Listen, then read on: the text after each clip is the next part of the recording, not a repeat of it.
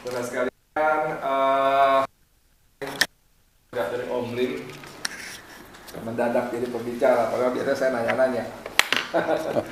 Jadi sekitar sepekan yang lalu Mahfud MD melempar bola panas ya.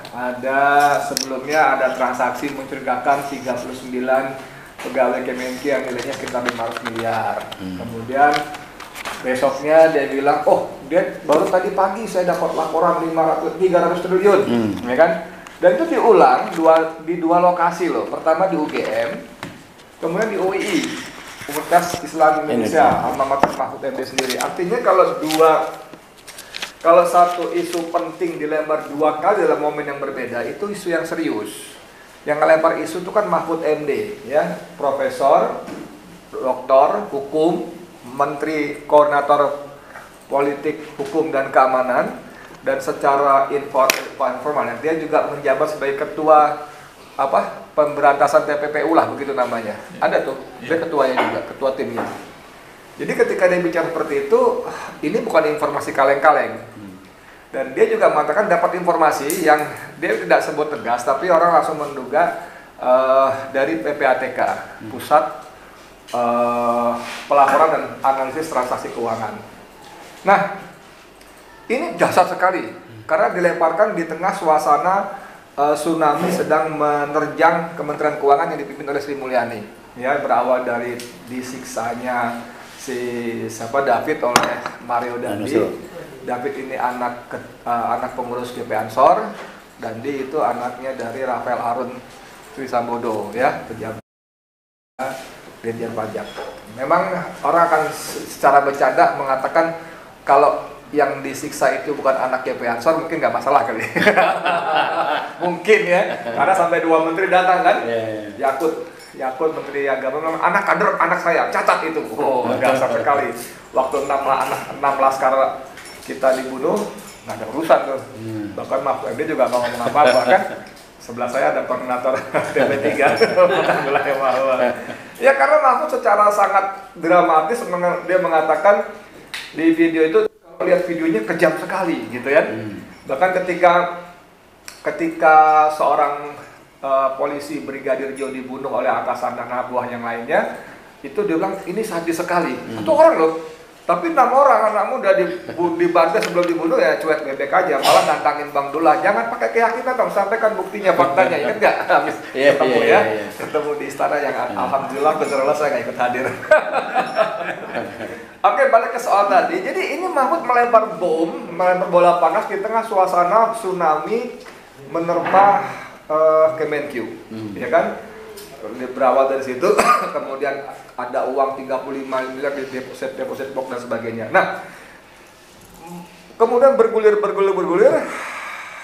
dan ternyata terjadi anti klimaks. Ketika kepala PPATK si Ivan itu dan Irjen Keuangan, kemudian Wakil Menteri Keuangan juga membuat press conference bahwa 300 triliun itu bukan korupsi, bahkan bukan tindak pidana keuangan, tindak pidana pencucian uang. Yang saat itu Mahfud sedang bicara di Melbourne. Sampai dia bilang kalau itu bukan TPPU, bukan korupsi, lalu apa? Nanti saya jelaskan waktu saya pulang dari Australia. Cari inspirasi. Cari inspirasi. Ya, ketemu dulu gitu. Tadi Bang Dullah secara bagus sekali mengatakan ada apa kok tiba-tiba pada balik kanan, ya kan? Apakah ada tekanan yang begitu dahsyat dari kekuatan-kekuatan tertentu? Karena seperti disebut oleh Omlim tadi, Haji Mursalin tadi, bahwa kembalinya Sri Mulyani dari Amerika dan duduk dalam kabinet itu, kita dengar gosip, bisik-bisik bahwa ketika Jokowi minta dia duduk di Menteri, oke, saya mau, tapi satu syaratnya, jangan sentuh-sentuh Bang Senturi. Ya, kita ingat, saya sudah wawancara dengan anggota Pansus DPR Bang Senturi, yaitu Ahmad Yani. Waktu itu masih di P3, dia hafal betul karena di Pansus. Itu bukan diduga. DPR sudah menyebut beberapa nama, dan antara lain 2 nama yang terlibat dalam skandal Senturi itu namanya Budiono, Gubernur BI, dan Sri Mulyani, Menteri Keuangan. Karena saya ikut membaca laporan dari Pansus itu, Robert Tantular pemiliknya ya. Robert Tantular pun terkejut mendapat kucuran dana sampai 6,7 triliun. Karena menurut dia kerugian yang harus ditanggung oleh Bank Senturi maksimal 600 sampai 800 miliar. Jadi itu sebabnya kenapa Rizal Ramli waktu itu mengatakan ini ember bocor. Ember bocor, jadi ember diisi terus, bocor terus, memang sengaja gitu loh. Karena apa, uangnya kan kemudian kuat dugaan itu kan untuk membiayai pencapresan. Waktu itu dia ada ya pencapresan itu. Dan Sri Mulyani sempat diperiksa KPK 2 kali, kemudian diselamatkan oleh Bank Dunia. Dan SBY dengan gagah perkasa merasa sangat terhormat Menteri Keuangan kami dipakai oleh Bank Dunia, padahal menyelamatkan itu sebetulnya. Kenapa? Karena dia banyak kasih keuntungan buat Bank Dunia dan IMF dengan memberikan bunga utang yang sangat tinggi di atas bunga utang Kamboja, Filipina, Vietnam, dan Thailand. Yang keempat negara itu rating surat utangnya lebih rendah daripada Indonesia. Berapa selisihnya? 2-3%. Edi, 2-3% aja lo ributin. Iya, tapi itu dari ribuan triliun. Jadi nilainya dasar sekali. Lebih bayarnya dasar sekali. Sampai teman saya di Desa Sandra waktu itu sempat mencatat sekitar 400 triliun selisih bayar setiap tahun daripada yang seharusnya. Nah, kembali ke soal itu, teman-teman Bang Ili Janda dan para penonton ini YouTuber pejuang bayangnya ada 600 ini kan.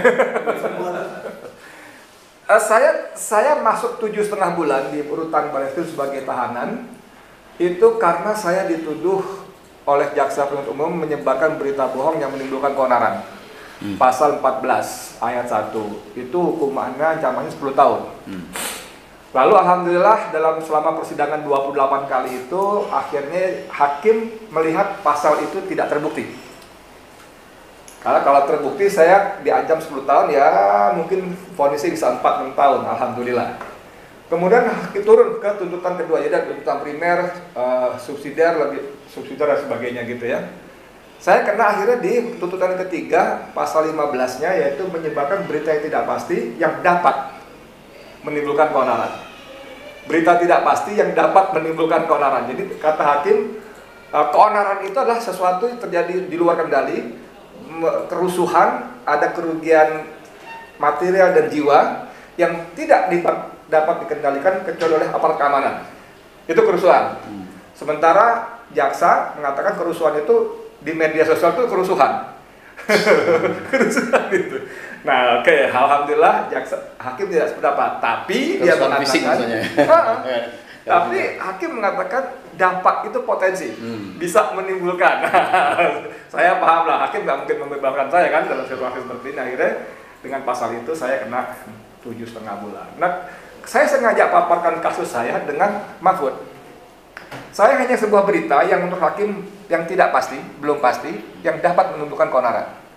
Sementara Mahfud dengan yakinnya menyebarkan ada 300 triliun transaksi mencurigakan. Ya, yang kemudian orang seperti balik kanan bukan TPPU, bukan korupsi, so what, apa itu? Tapi terapanya kita semua dibuat gaduh. 1 pekan 9 hari ini gaduh semuanya. Energi kita terkeras. Saya sendiri Bang Edi Channel berkali-kali bicara soal ini seputar Menteri Keuangan, dan tadi Pak Gi juga saya angkat. Jadi dalam kasus ini bukan cuma Sri Mulyani yang harus mundur, tapi bahkan juga Joko Widodo seperti kata Bang Dullah tadi. Nah, makanya diskusi ini yang berjudul apakah dalam kasus dana 300 triliun Mahfud menyebarkan hoax, itu harus dijawab oleh Mahfud. Karena dia yakin betul. 2 kali loh diucapkan 2 kesempatan yang berpisah di Gajah Mada, UGM, dan di UII. Artinya dia yakin informasi yang diterima itu juga bukan abal-abal, bukan kaleng-kaleng. Persoalan kemudian si PPATK balik kanan itu lucu juga, karena dalam berita yang lain kita baca bagaimana Sri Mulyani merasa saya nggak tahu-tahuan ada 300 triliun transaksi mencurigakan, dan itu dibantah dengan sangat bagus oleh Ivan. Kami sudah melaporkan 200 berkas sejak 2009 sampai 2023. 200 berkas berisi nama-nama individual pegawai Kemenkyu, khususnya pajak dan bea cukai. Jadi seolah-olah Ivan akan mengatakan, ya kalau lu nggak baca ya terserah, tapi gue udah laporkan 200 kali. Makanya kalimat berikutnya dimana saya akan laporkan kembali. Nah, jadi dia tidak membantah. Lu nggak baca, ngomong aja. Dan dalam satu press conference kan Mahfud mengatakan apakah karena Ibu Sri Mulyani teramat sibuk sehingga tidak sempat membaca itu kan. Kayak kita rakyat bertanya, Sri Mulyani sibuk ngapain nih? Dia 200 laporan loh, luar biasa itu. Dan saya hakul yakin PPATK melaporkannya kepada Menteri Keuangan, kepada yang terhormat Ibu Menteri Keuangan atau Saudara Menteri Keuangan, bukan kepada kepala yang terhormat Kepala Satpam, kepada yang terhormat Kepala Office Boy, Cleaner Service, pasti bukan. Lalu sampai 200 kali, 200 berkas. Sri Mulyani sama sekali nggak tahu itu surat kemana. Atau pertanyaannya, Sri Mulyani ngapain? Kan begitu, apa dia sibuk apa? Apa dia selagi sibuk pajak apalagi yang harus saya kenakan pada rakyat saya? Kan begitu kan? Kita kan habis semua nggak bayar pajak. Jangankan ngomong soal PBB, PPN, apalagi tuh ngomong soal STNK gitu kan, BPKB itu kan bayar pajak jelas tuh. Lalu kita mampir ke warteg, makan pakai nasi dan tahu tempe itu bayar pajak. Tanpa izin? Bukan bayar pajak, karena tahu tempenya diimpor kedelainya. Iya. Impor kedelai itu bayar pajak, dia masuk. Kan ada orang mau boikot tidak mau bayar pajak, kan nggak bisa kan, otomatis. Itu semua bayar pajak gitu loh. Apakah Sri Mulyani lagi mikir, apalagi yang harus saya kenakan untuk pajak rakyat saya setelah semua hampir semua tinggal, kan mohon maaf banget nih ya, kan cuma tinggal kentut sama buang ludah aja yang belum nggak kena pajak gitu istilahnya, gitu. Semua kena pajak. Nah, apa Sri Mulyani lagi sibuk mikir lagi, utang ke siapa lagi nih ya? Berapa bunga yang harus saya kenakan supaya kalau kata istilah siapa Misbahun ini ada semacam back atau ranger fee kalau John Masli bilang. Saya soal utang ini beberapa tahun yang lalu saya ngobrol dengan salah satu mantan eselon 1 Kementerian Keuangan. Waktu itu masih Departemen Keuangan. Saya bilang, Pak, ini utang kita gede banget nih Pak, bunganya tinggi banget. Pak, mohon maaf nih Pak ya, mungkin nggak Menteri Keuangan dapat kickback? Saya bilang gitu kan. Dan sang dirjen ini ya mengatakan, oh itu mungkin sekali deh. Kita ada mekanismenya, ada bla bla bla, dia cerita banyak secara teknis. Ada testingnya. Saya ini please ya penonton Bang Edi dan yang lain-lain ya, apalagi khususnya aparat kepolisian, saya tidak menuduh Sri Mulyani dapat ya. Cuma saya mengulang kalimat sang dirjen tadi, mungkin saja, dia pun tidak menyebut pasti dapat, mungkin saja. Nah, jadi kembali ke soal Mahfud, ada dua pilihan yang bisa dilakukan oleh Mahfud MD. Pertama, dia buktikan bahwa dia tidak menyebar hoax. Apalagi dalam kapasitasnya sebagai ketua tim TPPU, harus buktikan bahwa itu memang benar informasinya, ya kan? Atau kalau tidak, dia akan menyebar hoax dan lagi dia sedang memainkan agenda. Agenda ini kan lagi mau capres pilpres nih, dia lagi menaikkan posisi tawar dia supaya masuk radar para capres, minimal jadi cawapresnya kan begitu kan? Nah ini Mahfud boleh mengelak macam-macam, tapi asumsi-asumsi seperti ini tidak mustahil akan muncul. Bahkan Rocky Gerung itu membuat Kamikus Mahfud, kawan-kawan Mahfud, Kamikus Mahfud. Dia mengusulkan kita akan bersama-sama Mahfud untuk membongkar ini semua. Karena ini penyakit ini sudah benar-benar dasar sekali kebobrokan Kementerian Keuangan khususnya dan para birokrat yang lain itu.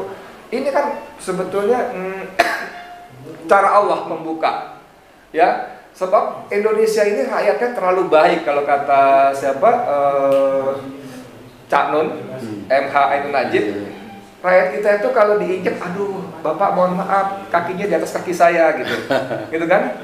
Pak tolong injek saya lebih keras lagi, tolong zalimi saya lebih, kayak gitu loh rakyat itu sangat begitu. Jadi begitu banyak peristiwa yang sebetulnya di negara lain bisa menumbangkan rezim. Kasus bunuh diri dengan membakar diri di depan kantor gubernur telah membuat Suriah terbakar dan Arab Spring. Arab Spring, bukan cuma Suriah doang. Arab Spring.